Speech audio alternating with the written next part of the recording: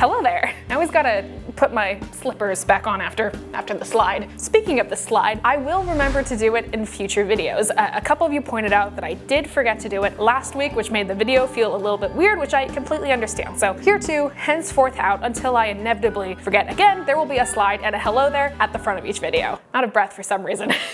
Anyways, today I thought we would do a little bit of a brew along. That being, I brew coffee and you hang out with me while I attempt to do so. And I say attempt because this coffee brewing today is something that I have never tried before. This is a kind of a final frontier for me. And by all means, there are other coffee brewing methods that I need to try, but this is one that's kind of notorious. This is one that to this very moment, I am still intimidated by, which is why I haven't tried it. So I thought today, with your moral support and my already caffeinated self, I thought we would try it today, and maybe at the end of today, we will have some nice coffee to drink. So let me go get what we're using today.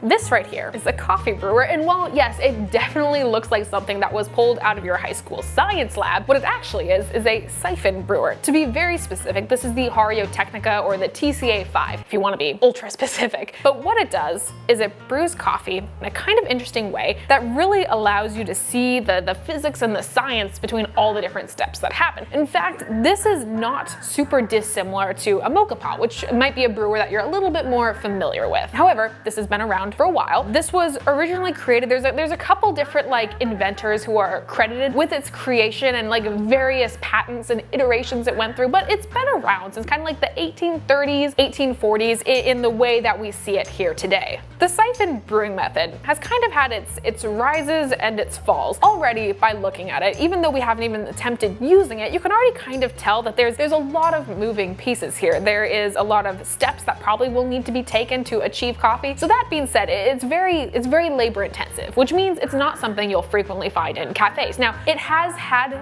its moments. It has had like its little times like the Chemex and like some of these a little bit more like trendier brewers where it swings up and you start to see it more in like commonplace locations. But for the most part, this is a brewer that a coffee enthusiast would use at home more so than you would see out in public. I can safely tell you that one of my worst barista nightmares is having to brew Siphon coffee in the middle of like a Saturday rush. But it's not Saturday, we're not in the cafe, we're at home, and I think this will be a pretty fun time. So there are some other things we need today. Let me go get them. Sorry, I looked really excited there because one of the things we need today is fire, which is always a good time. Okay, first thing we have is this little agitation stick on this end right here. We don't necessarily need this scoop, ignore that, but this is the tool that came with the Hario Siphon. We're gonna use it. I also have a thing that will create fire right here. It's a lighter. I've got 35 grams of medium coarsely ground coffee. In fact, I'll talk through it a little bit here. We're gonna reference something, but I'm gonna use a brew guide for Siphon coffee from Sprudge, actually. So I'll link it down in the description, but that's what we're going with. Now right here, I have a thing that will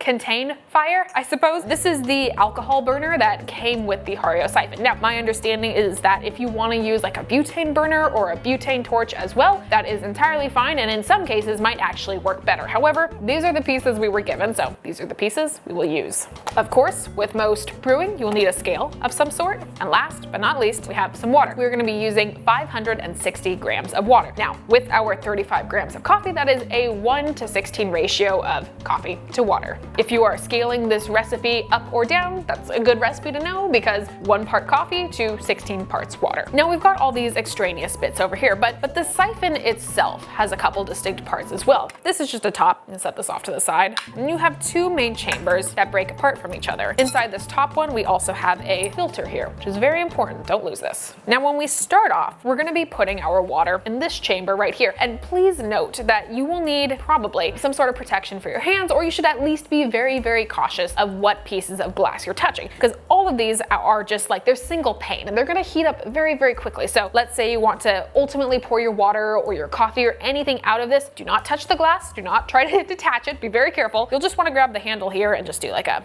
pouring sort of situation. So let's just try to be conscious of safety today. I say that to you for if you ever try to brew like this, and I say this for myself over and over again because I am going to forget. That being said, this is kind of your heating chamber. So you're gonna stick your water in there. We're gonna have our little alcohol burner underneath. Once all of this is reaching kind of a soft boil, reaching that 212 degrees Fahrenheit or that 100 degrees Celsius, that's when we pop this little scenario back on. And it has a rubber seal on it. So when you put it on, just make sure you press down, give it a little twist to create that seal. All the pressure and steam pressure that's building up is gonna push the water up through this little like piping scenario right here. And then we're gonna have our coffee inside. The water is gonna be heated. It's gonna rise to the top. It's gonna fully immerse our coffee. And then we're gonna let it brew. After we let it brew, we're gonna remove the heat, which is gonna allow that pressure to decrease, and all your delicious coffee is gonna fall back through into your final serving chamber, leaving your grounds kind of stuck up here because they're not gonna make it through this filter. So that's the idea, at least in theory. Again, I have not done this before, so I think we should just get started because I'm ready for some coffee. This is also a point to mention that if you are someone who brews Siphon coffee regularly, if you have any tips and tricks or recipes or things that you like to do with your Siphon coffee, please feel free. And in fact, I encourage you to leave it in the comments below because first of all, I would love to learn here. And second of all, other people reading the comments, I'd love them to learn as well. This is kind of like having a group activity today. As I mentioned before, we're using a Sprudge guide, which recommends using 560 grams of water. This is room temperature, by the way. Now, the water I'm using right now is room temperature. However, if you wanted to use hotter water, that would just kind of speed up this entire process. But I like to think I'm kind of along for the ride today. We're for better or for worse. I'm gonna just do everything at a very, very baseline level without trying any like tips or tricks because as it is my first time doing this, I don't wanna add too many variables, you know? You feel? Next up is the part I am arguably most excited about. I have a lovely amount of denatured alcohol inside this burner. My wick is saturated and my lighter is ready to go. Great.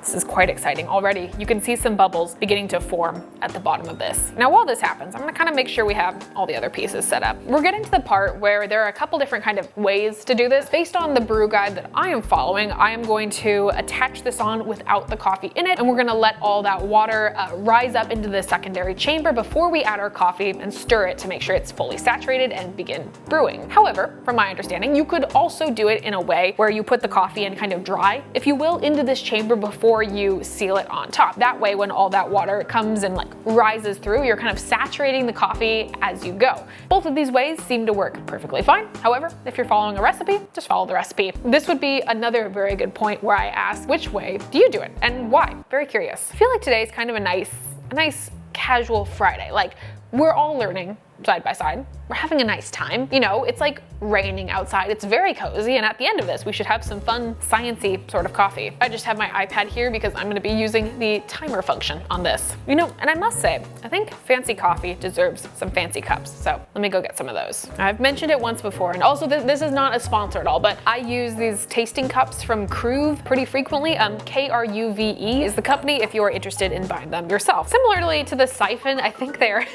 sometimes a little bit unnecessary. They're definitely like some flair to your coffee setup that no one really needs to have, but they're kind of fun to have, you know? It's just one of those like a little sparkle on your coffee routine. I think everyone needs some of that. You know that like SpongeBob transitionary, like kind of like meme thing that says like 10 years later? That's a little bit what this process has felt like. 10 years later. But we are just under a boiling point right now. We are at about like 205 degrees Fahrenheit, which is a little bit under 100 degrees Celsius. So let's seal our top chamber on. Let's get moving with the next steps. Oh, real quick, just to ensure I don't actively harm myself this week, I'm gonna very carefully fantastic. And already you're able to see, first of all, there is heat and steam happening up here, but the filter is starting to lift a little bit because the water that has been heating up down here is now moving up our little chamber, our little path, and it's coming up to this area. And once our water has nicely settled up here, then we can put our coffee in. This process, thankfully, is happening at a much faster rate than our water boiling did. Note to self, next time I do this, I am absolutely going to use preheated water rather than starting at room temperature. Think unless you have a much hotter flame. This is a wildly inefficient way of heating your water. And really, we're moving at a much faster pace right now. So I'm gonna get ready to add our coffee. I'm gonna add our coffee into the top. we'll start our timer. Now, I'm gonna gently stir back and forth just to make sure we get our coffee grounds fully saturated in here. I'm gonna wait momentarily, let a crust form as per our recipe. Give it one last stir, and then we wait. I'm gonna give this about another 1.5 minutes to brew. So at 2 minutes in total, since we've added our coffee, then I'm going to pull our heat away. We're gonna wait, see what happens. Because in theory, after that, our coffee liquid that we have now brewed should fall back down into our original container. 2,000 years later. Approximately 2 minutes has passed, so take away our flame, cap it off, end the fire, and let's see what happens. Through that very, very quick process that we had, in theory, we have some coffee liquid here at the bottom. So I'm going to very carefully remove this. I'm actually gonna use 2 hot pads just to be extra careful. Remember, all through this process, you have been heating glass to very high temperatures. So again, be very careful. Very nice. Fancy coffee, again, deserves a fancy glass. Now, this entire process, from start to finish, did take around 35 minutes, which is a hefty amount of time to be brewing your coffee for. But again, I think a majority of that was simply heating up our water to a boiling point. So if you decide to do that beforehand, I think you will have much more success than I did this time. And in fact, when I brew in the future, that is 100% the route I'm gonna take. But again, we're learning today. This is a fun activity for all of us, so let's have a taste. You know, temperature aside, this is pretty enjoyable. This is a very clean cup of coffee. When I was looking at this originally, without knowing anything about Siphon coffee, I did have a little bit of a concern that the end cup might resemble something a little bit more similar to what you would get in a French press. Because since you're not using like a very, very fine paper filter, since you have a lot of moving pieces that could, you know, move up and down and allow grounds to fall through and all that stuff, I was concerned you might get like a thicker, like a chewier, more like fines saturated coffee. But that is not at all the case that we have here. This is very clean, very enjoyable, very smooth. It's very pleasant. Now, process-wise, I don't know if this is something that I could in any way justify doing every day. However, let's say I had someone come over that I wanted to impress. In that case, this might be the scenario. This, I think, is a very fun way of brewing. I think it feels like arts and crafts, which if you have heard me talk about coffee in any way, shape, or form before, you know I like coffee that is fun and feels like a whole activity. I think that's awesome. Is it practical? Maybe not. Is it unnecessary? Definitely. But that being said, it's also very enjoyable, which is what I am looking for out of my coffee. So I would rate the Siphon method. I would give it a strong 7.5 out of 10. I'm knocking down some points for the practicality of all of this, and the amount of cleanup I have to do here is more than I would like to do on an everyday basis. But that being said, it makes a very nice cup of coffee. And if you have the time, I think it's a lot of fun. Now, I am very excited to try this again in the future because, as I mentioned before, I'm hoping a lot of you have left either your recommendations or your experiences with Siphon coffee down in the comments below. I'm very much looking forward to reading those and potentially incorporating some of your tricks into what I do the next time. This was an exciting time together. I think we had a good time. I think we achieved coffee in the end. I think we all learned a little bit, hopefully either from the comments or from this video itself. Now, that was today's video. I hope you had a nice time. I hope it was mildly educational in some way, shape, or form. And yeah, I'm Morgan Drinks Coffee pretty much everywhere you can find me online. You can have me here on, you cannot have me. You can find me here on YouTube once a week with long videos or multiple times a week with shorts. Otherwise, you can also find me on TikTok or Instagram nearly every day. That being said, I'm gonna go finish the rest of my coffee. I think we should actually make someone else test the coffee. So give me a second here. What do you think? Smooth. It's not very strong. No, it's a mild coffee we have brewed here today. I've also just had a miso soup. This is not very helpful, Graham. Okay, you can take your coffee. Everyone say thank you to Graham. I have my cup of coffee here. I am delighted to go enjoy it while reading a book or doing anything else than standing here with all the dishes that I don't want to wash. So until next time, I will see you. I hope you have a great rest of your day. Bye.